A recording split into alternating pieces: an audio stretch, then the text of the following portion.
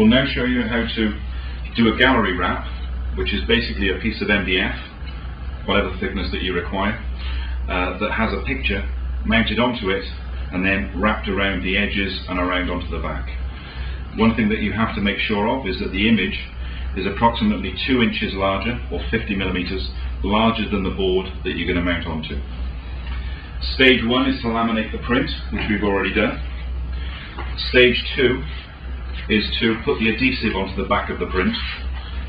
So we've cut ourselves a piece of the double-sided mount film, again a little bit wider, a little bit longer on the end, but a nice lead edge.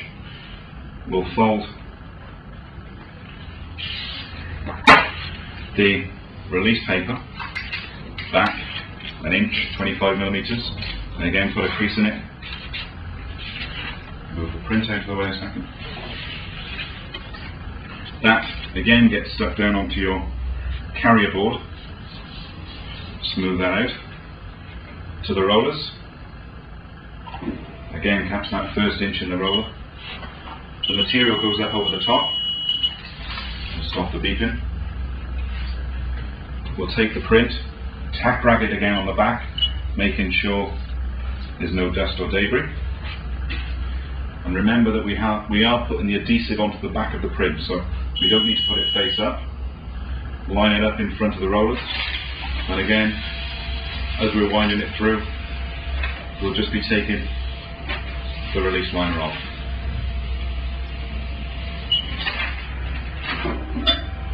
So there we have an adhesive coated print with a laminate on the front, more commonly known as a decal. Once we have our decal print trimmed up, or the adhesive removed, we need to fold back the release liner. This time we need to fold it back approximately 3 inches. The reason for that is the 2-inch border or overhang of print that we need to accommodate, plus then the inch that we need to mount down onto the board. So again, we'll put a crease in there. Take your piece of MDF, making sure that it's absolutely spotless. We'll get rid of any dust and debris. MDF is particularly bad for dust and debris.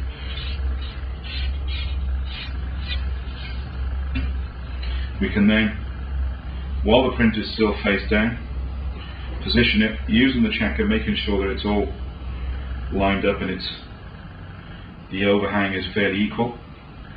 Tack down onto the lead edge. That'll allow us to pick the print up. We've already got the height of the roller again set for the thickness of MDF, so we'll just introduce the MDF to the board, catch that first inch. Again, we'll just tack it down again, just clean it down again. Don't worry about the excess. Because of the thickness of the board, that's not going to stick to the rollers. And we'll just wind it through, and you can see stage 2 completed. Okay, the next stage is to wrap the edges of the board. So the first thing that we do, starting down the bottom edge, is that we will push down onto the board with some pressure so that we're actually sticking it to the side of the board. We can then lift this into the rollers, force it and push it into the rollers. We're going to just keep this a little bit taut. Trying to find the foot pedal. And we'll just send that first edge through.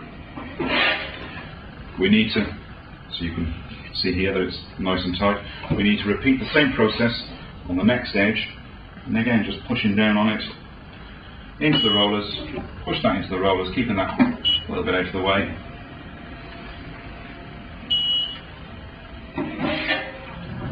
So that we've got 2 edges done. Okay.